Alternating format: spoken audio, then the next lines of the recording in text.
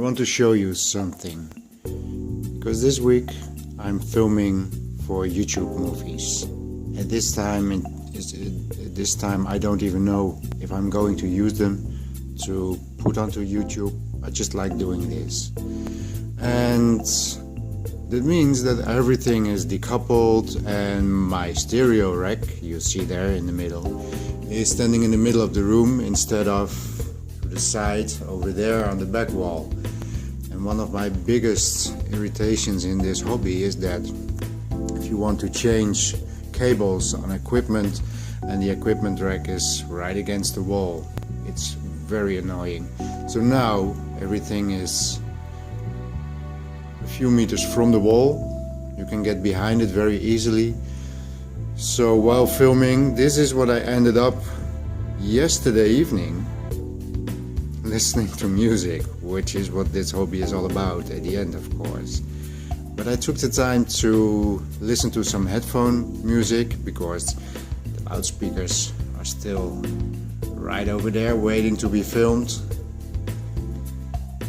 But I found out something that every now and again I discover again what is the big issue for us audiophile music lovers, and that is system integration.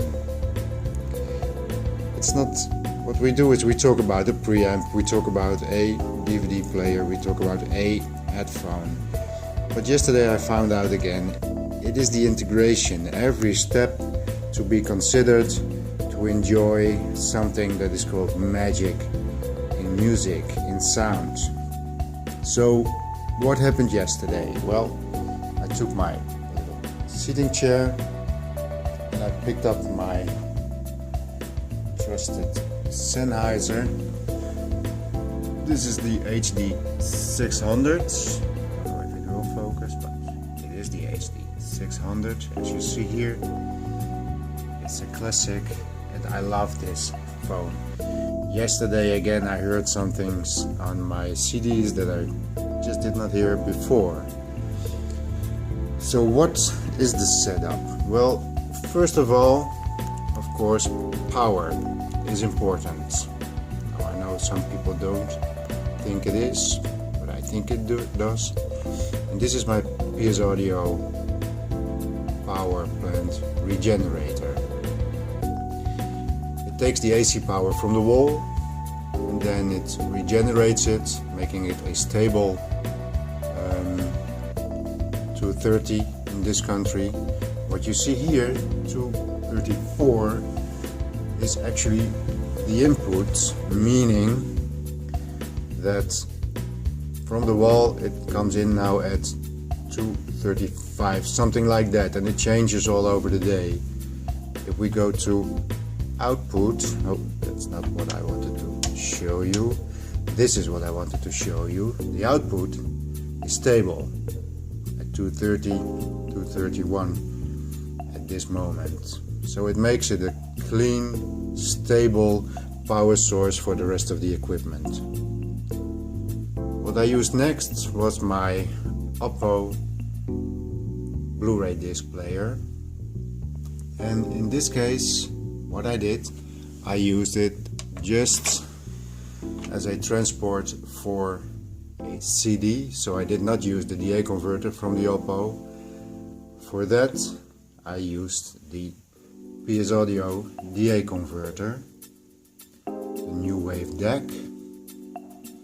It has coax, optical and USB inputs, and yesterday I connected coax and optical from the Oppo to the USB, to the DAC, so I can listen to it and compare the two, which is better, coax or optical, on this Oppo. Because again, system integration is not about is optical better than coaxial. No, it is what is working best for this system. And by looking through the manual again, after a very long time for my PS Audio, I also discovered, oh yeah, there were some things that you could do like demagnetize the sound for the whole system, and there's something like multi-wave, which changes the AC waveform. Actually, I don't really know what it means, but that's what it says, making for a little bit more powerful sound. So when I switched between those two, I could generally find out it was a little bit more powerful. And one of the things, for example, is you can turn off your display completely, just like I could do that on the Oppo, and I did yesterday. Now, do I hear a difference from turning on or off a display? Well, actually not. But the theory behind it makes sense to me. So all these lights, are they LEDs? What are they? I don't know. But they are buzzing away very nicely in there. So turning them off means there is, if there is any, a little bit buzz. That sounds valid to me. Just turning down the display and turning it on again, I do not hear a difference. But if you, and that is what I mean by system integration, if you change the all these little things, if you keep using all those little things that you can do, I'm telling you, the result on the headphone yesterday was absolutely magical. Now what I could have done, of course, is just use the Oppo, use the, I've not shown that yet, but this AVM preamp, which has a headphone out.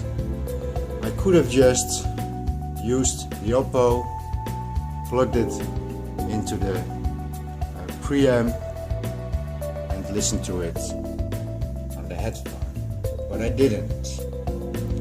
I used a good power conditioner, I just used it as a transport, I used a good DA converter and a pretty good preamp, and then it became magic. But there's more, but for that I will have to show you what is on the other side.